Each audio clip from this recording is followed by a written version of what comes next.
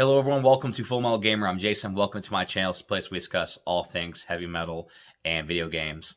This might be a little bit of a long discussion, but I hope that you watch and listen to all this.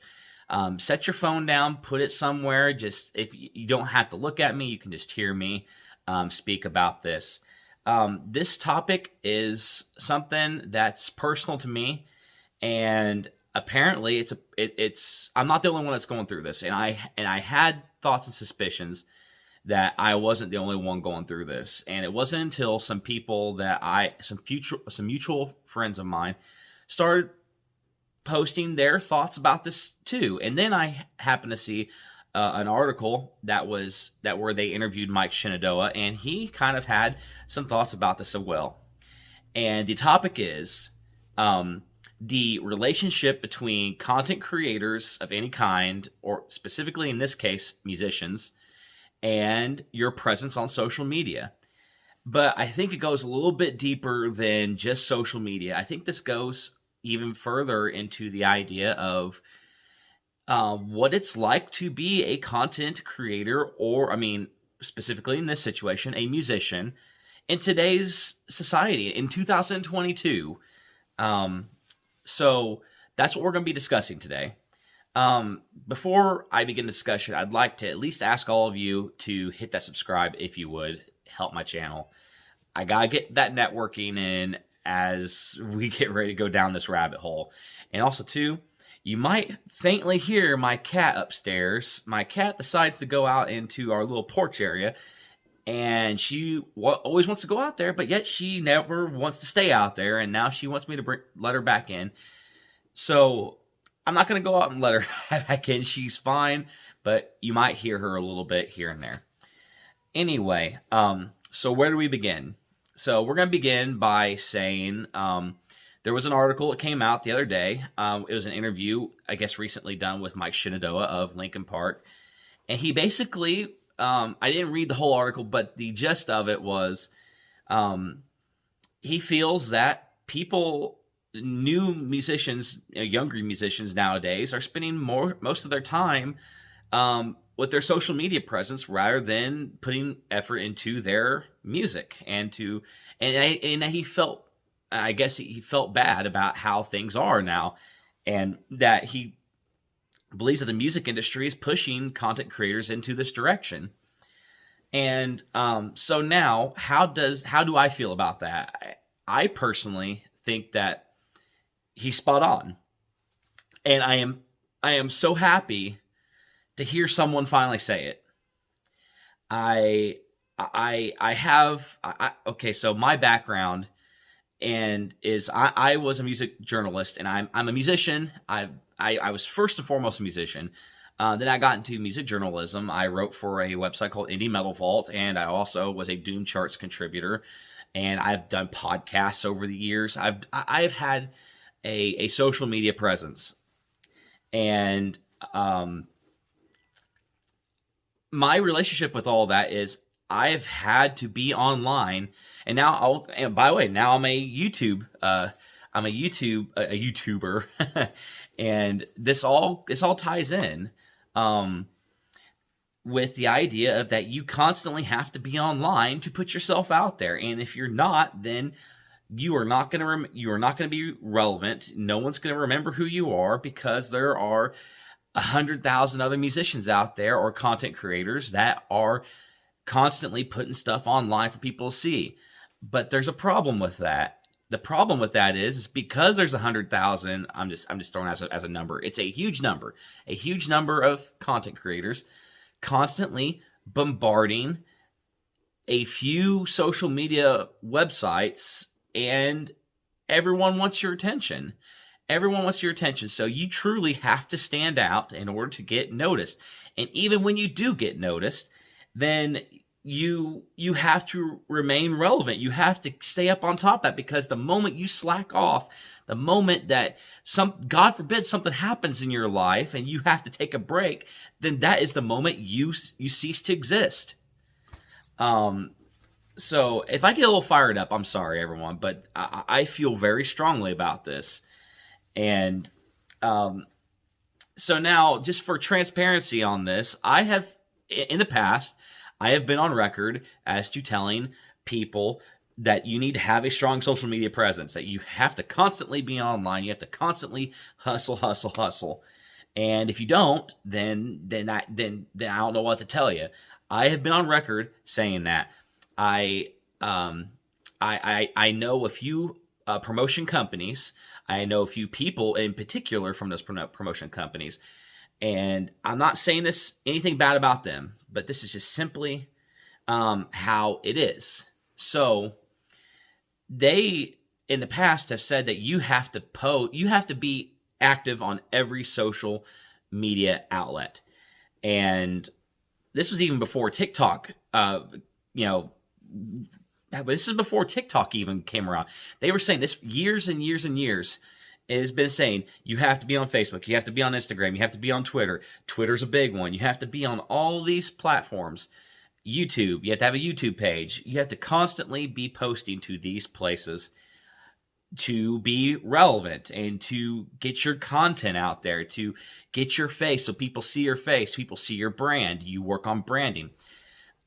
They're saying on Instagram, you know, at least these people were saying, like, sometimes you have to post 3 to 4 times a week, and other places you have to send out at least 5 to 10 tweets a day. And I remember at one point there's, these are good people. I want to stress this, but I'm just saying that they were like, oh, like one day they were having like a tweet contest, see how many times they could tweet in one day, and the thing is like, and they were like, oh, you can tweet 100 times a day. And it's just like, okay, at a certain point, who has time for that? Who has that kind of time? Who has that kind of effort? The only people that can do that are people who are doing this full time. And the chances of you being able to do this full time are very slim. Very, very slim. And in order to do it full time, you have to have your breakthrough moment. You have to have that moment in which you broke through at one point, and then you got a huge group of people following you, and then you constantly, it's like a tiger. You have to constantly feed that tiger hundreds of pounds of meat a day to keep their attention and keep them from killing you. So it's the same premise. Once you get that group of people, then you have to constantly feed to them. If not, they will forget you and move on. So now that I've got that part of this conversation off my chest, that's just how I feel about it. And I will give you a specific example that pertains to me, because I'm going to get specific here. I had my own record label, and my record label actually, the only reason why I stopped is because I actually started seeing some success with it. I actually started getting some bigger name bands that were reaching out to me, being like, "Hey, would you be interested in working with us?" And at a certain point, I was like, "Oh my God, I got all this stuff going on. If I start taking on bigger clients, then I'm going to have to be dedicated to this. I'm going to have to be all on board." And at that point in time, I was not ready for that. So I shut the label down. But one of my releases that I did, it was a band, and they had a little bit, they got on to the Doom charts, and they had a little bit of success, and I noticed it. And so I reached out to them. I said, "Hey, I saw that you had this new EP or whatever, or demo, and I'd like to put out your next thing on a cassette tape." And they're like, "All right." And so they did. We signed a contract. We did that, and I made it very clear to them in the beginning. I said, "If you're gonna do this, I'm gonna have you promoting. I'm gonna have you on social media promoting this tape. You know, getting this out there, because that's what we're going to have to do." And I got like 2 posts out of them, like 2 Facebook posts. That's it. That's all they gave me. And at one point I kept sending them like, "Hey, you should, you know, promote this a little bit. You should let people know that these are available. I'm trying to do my part. I'm posting this every day. I even had other people in other bands posting this, this release, and other bands were posting more than they were. And did I get upset? Yeah, I was a little upset by that. And I was like, come on, I spent my own money to put this product out for you. And you're not really helping me out. And that really bummed me out. And I was like, what am I going to do with this? So that being in mind, so there's an example of me being like, hey, you need to have a social media presence here, because that's what you got to do. But I look back at this and I'm like, yes, do I still feel a little salty about it? Yes, I do. But at the same time, I also look at the situation and I'm also like, why should we have to constantly scream to the ether? Being like, hey, cassette tapes over here, look at us, cassette tapes. Look at this, CDs, look at vinyl. It wasn't like this 15 years ago. It wasn't like this 20 years ago. It wasn't like this 30 years ago. Back in the day, they had tape trading and stuff like that. I mean, I guess marketing back then was done in a different way. You actually had to meet people face to face. You actually had to meet up. You actually had to give physical products to people. And back then, you didn't get pissed if someone if you went to someone's show and you got pissed because they were giving out music that wasn't even relevant to the show. I remember some of the first shows I ever played. People in other bands would show up to our shows, and like I remember getting really pissed at one band because they literally had CDs, and I played a show and I had a backpack and I had my drumsticks and I had all my tuning keys and stuff like that because I was a drummer. And I went at the end of my set, I went over to my backpack and I opened it up, and there was a demo CD in my backpack. And I was like, "What the fuck?" I mean, like, you literally got into my personal belongings and put this demo in there. And I broke the CD in half and I threw it in the trash. That's what I did. And I was just like, first of all, that band that was passing out demos wasn't even on that bill. They weren't even on the bill. They had people in the band were just going to people's shows and just dropping their CDs off wherever they could. And which, I guess, good for them. I guess looking back on that, maybe I'm a dick for doing that, for breaking the CD and not listen. I guess good for them for having a hustle. I mean, I guess that was one way to do it. Maybe I shouldn't have got upset by that. Maybe I shouldn't have. Maybe they were doing something. Maybe they were doing something right the entire time. I don't know. I guess at the time I thought it was disrespectful to go to someone else's show and to promote yourself like that. But what's the difference? What's the difference in doing that and in constantly going on Facebook or Instagram or TikTok and constantly asking and screaming at people to buy your shit? Like, I mean, what's the difference? I don't know what the difference is anymore. And it all feels the same. I guess people need to be more like those people and take initiative. I guess that's how you get forward. I guess that's how you move on. I guess that's how you get noticed.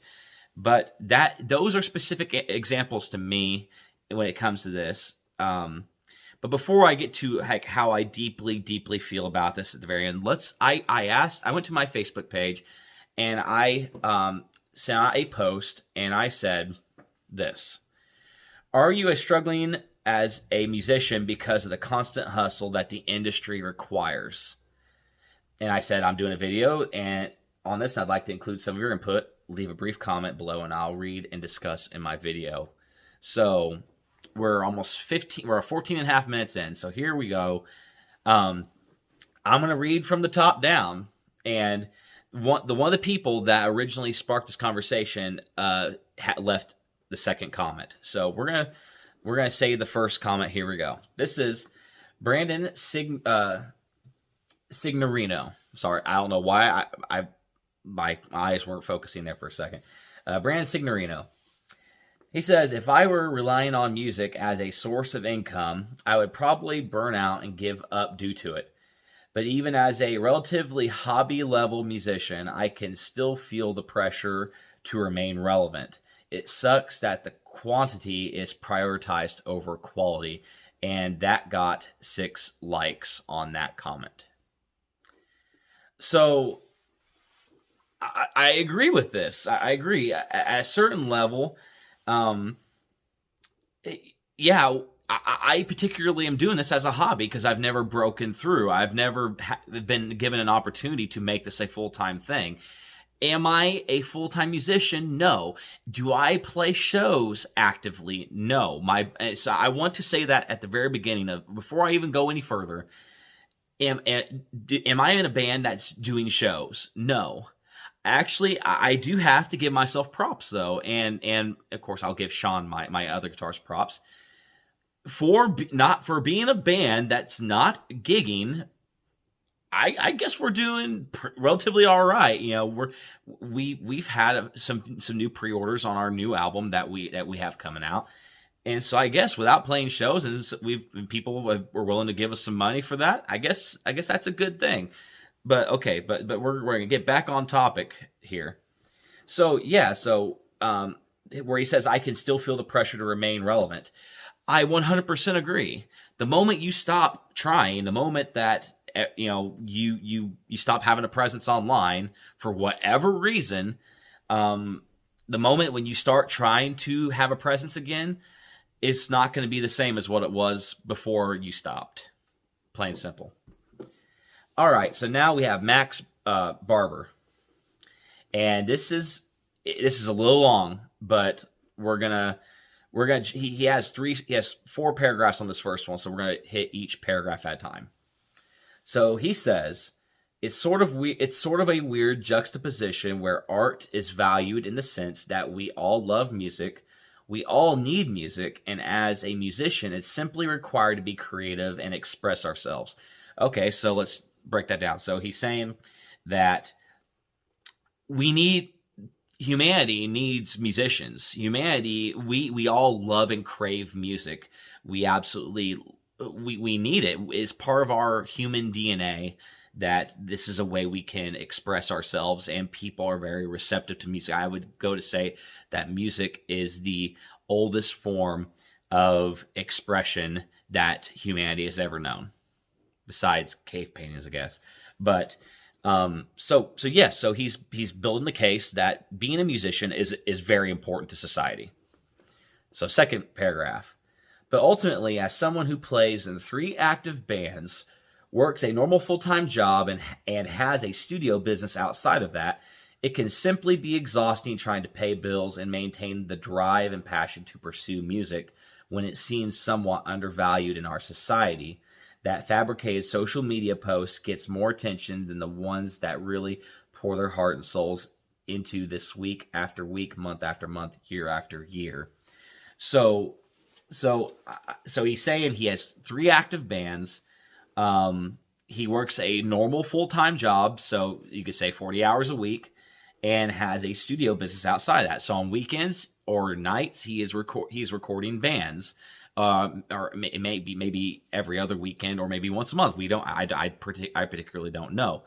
But so he's saying that, so he has all the stuff that he's doing, and when you have bills and responsibilities, that ultimately comes first in your life. You have to pay the bills in order to keep a roof over your head. You have to pay the bills to keep the electricity on to power your computer or to charge your phone, so you can even do that. So you pay your bills, and that's what's required, and you have to work a full-time job to pay those bills. And unfortunately, he's saying the music is not paying for that. So ultimately, he has to put the music and his stuff in second place compared to paying bills.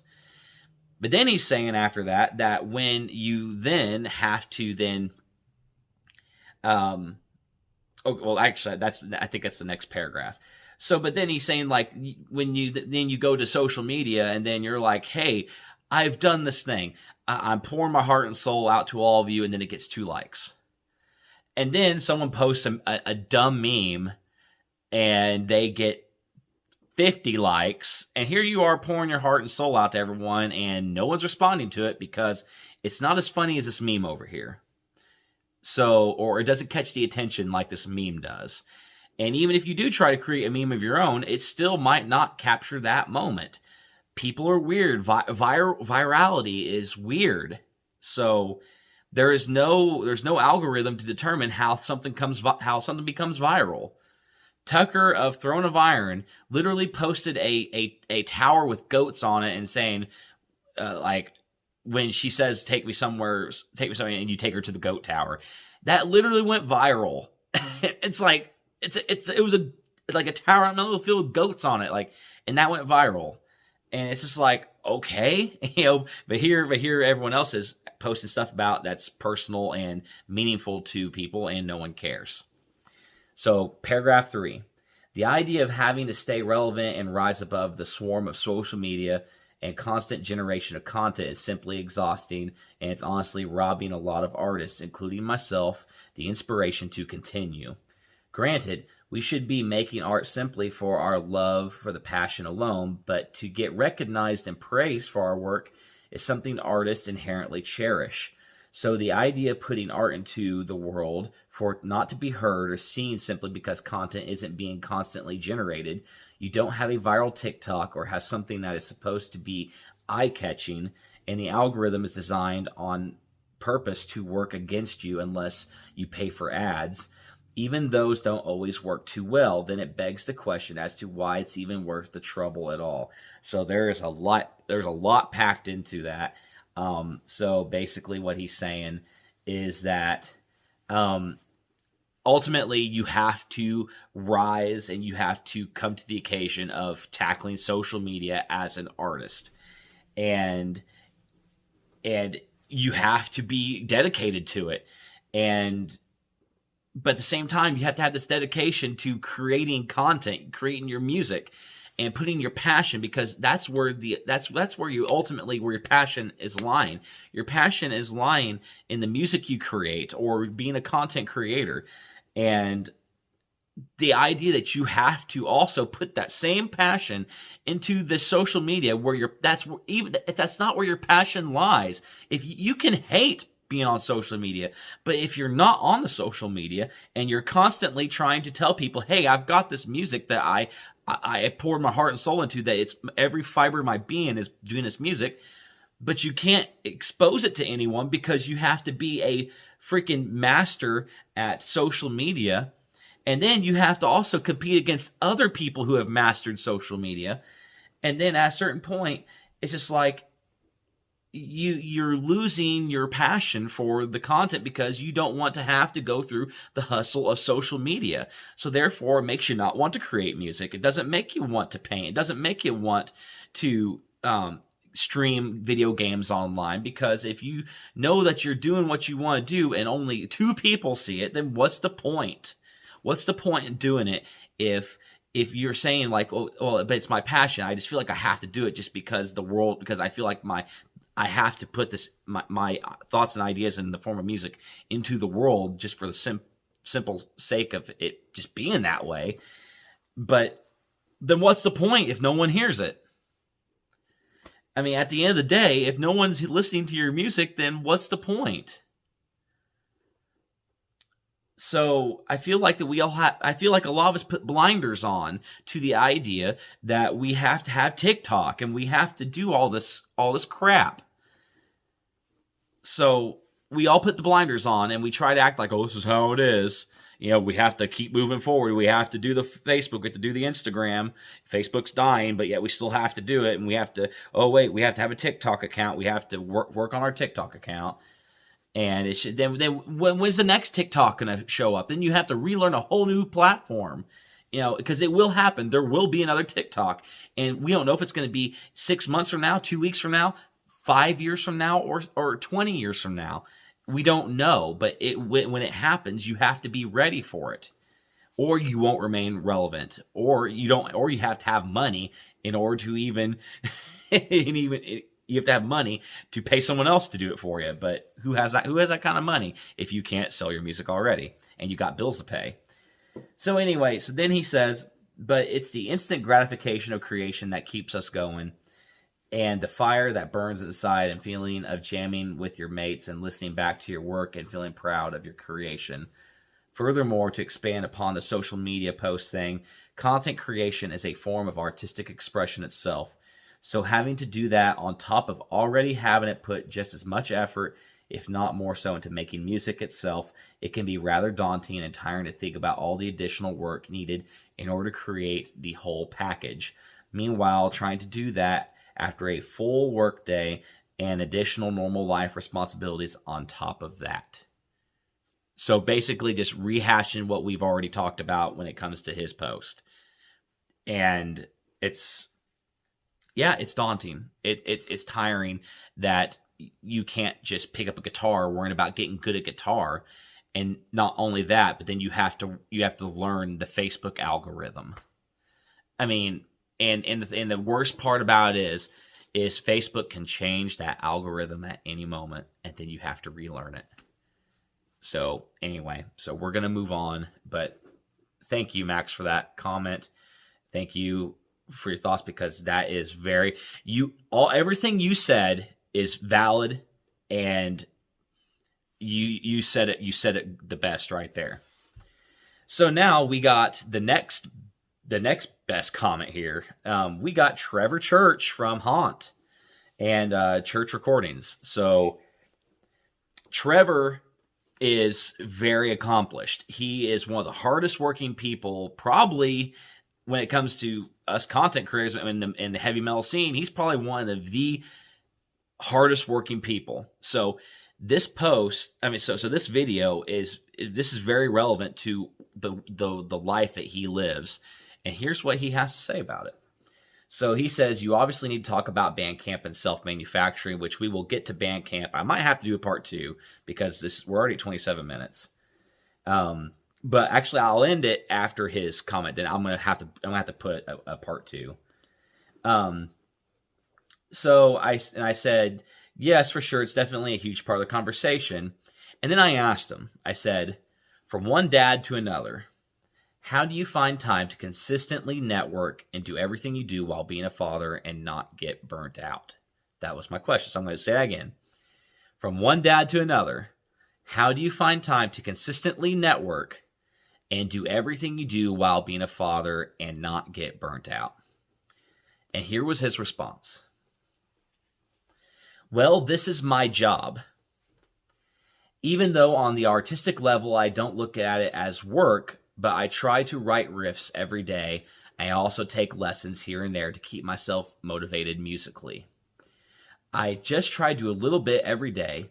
If make any progress, I feel like I at least did something. It's very challenging, but since I have left being on other people's record labels, I can pay my bills. It's tough.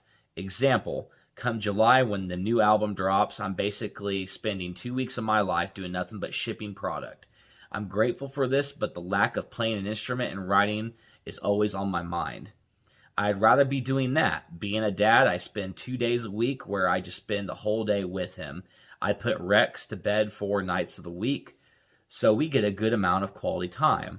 I'm always home unless I'm on tour. It makes it really easy to spend time with him. He's definitely the most important thing in my world. Balancing things is another huge challenge, but you do what you just to survive. And so let's talk about what he said there. So he does this full time, and he does this as his job. So like I said earlier in the video, I said, unless you do this full time, I guess that you would have more passion about it, because this is literally your job, and this is how he, keeps his lights on. So he has to do it. But he also is saying that he doesn't see it as work, and I respect that, and I'm glad that he feels that way. But the reality is not a lot of people see it that way. A lot of people see that before you were just a musician, now you have to be a content creator and a musician. And whether he, I mean, and he has to understand that because he's constantly online, and I got to think about this earlier. He's been commenting. He comments on my stuff here and there, and he also likes my posts here and there. I mean, sometimes he likes my posts consistently, and I'm like, is he doing this for every single person on his friends list? And if he is, holy shit. I mean, like this is how you are successful. You have to like every post you see, you have to interact with on your Facebook or your Instagram or whatever. You have to constantly interact. That's how you stay relevant. And even if you don't know the person at all, I mean, like Trevor and I, we've never had any real like personal one-on-one conversations other than like stuff like this. And I can tell me, of course, I can tell you he's a great person, and I would love to pick his brain more about stuff. But to me, I see myself as a no one on the internet, and he's pretty accomplished, but yet he's still interacting with me, and he has to be interacting with other people too. So when you're doing this full time, I mean, that's a lot of work. It's a lot of work, and I would say that you can only really, it would be really hard for him to do this if he was doing something, if he was doing, other types of work like I would, or like Max does, but it's awesome that it's awesome that he's in this position. And I'm so happy for him that he can do this, because he's an amazing musician, and he's one of the hardest working people in our music scene. One of the hardest, and the fact that he can make money and sell records and sell merch and stuff and go on tour and do that full time, not have to work a full time job, that is everyone's dream. That is my dream. I wish I could be in that kind of position, but I can't because there's many reasons why I can't, but it works out for him, and that is awesome. So I said, we're going to wrap up what he's saying here, and then that's that. And I told him, I said, thanks for the insight. I really respect this. I guess the dynamic changes quite a bit when it's your job. I struggle, this is me speaking, I said, I struggle with working a full-time job and being a dad and trying to find time to hustle with music. I'm in the same camp as Max above. I feel like I'm doing this for the sake of doing it. I think all of us are trying to find that breakthrough moment, and it's hard to gauge whether you're on track or not. So it feels like you're screaming at a crowd of people and no one literally hears you. And I'm saying, I'm not complaining, but I do feel that there is a significant amount of people who feel this way, and I feel like a conversation needs to happen on some level. And then he says, sure, the thing is that you have to get out there and play shows, meet fans, etc. A lot of intricate details to pay attention to. I have the Haunt fan club page on Facebook that I try to engage with daily. I know Facebook is on its way out in some ways, but people still use it.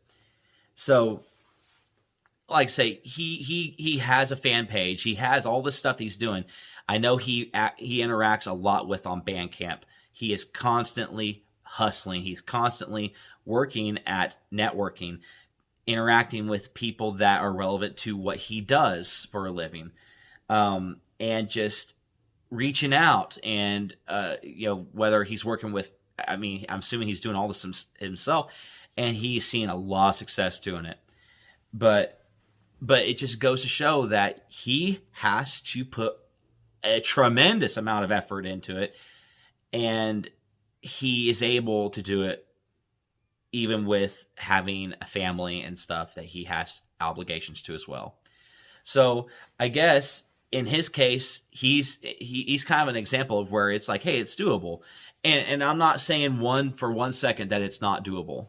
I'm not saying for 1 second that there isn't hard work involved in being a musician and doing what we do. Of course, there's going to be hard work. Of course, you can't expect everyone to be successful. Of course, you can't be hurt when someone doesn't buy your album. It's just part of it. But at the same time, though, I do think that things are harder now than ever. And I do think that if bands like Metallica, Megadeth, Judas Priest, if they were trying to get their start now, I don't think it would be that possible. I don't think that they could have had the success that they've had if they grew up in this era than when they did. So I'm going to wrap up this video with that. And like I said, we're going to have a part 2 where I'm going to finish the comments I got here. And we're going to talk about the importance of Bandcamp and I guess streaming services. So that's what we'll talk about next. Thank you if you took the time to watch this, if you set it down in the background and listen to me ramble on. I appreciate you for sticking around. So if you haven't subscribed, please do so. I would love you forever for that. So thank you. Have a wonderful day, everyone. Have a wonderful evening. Be safe, and I'll see you in the next video. Always remember, long live heavy metal.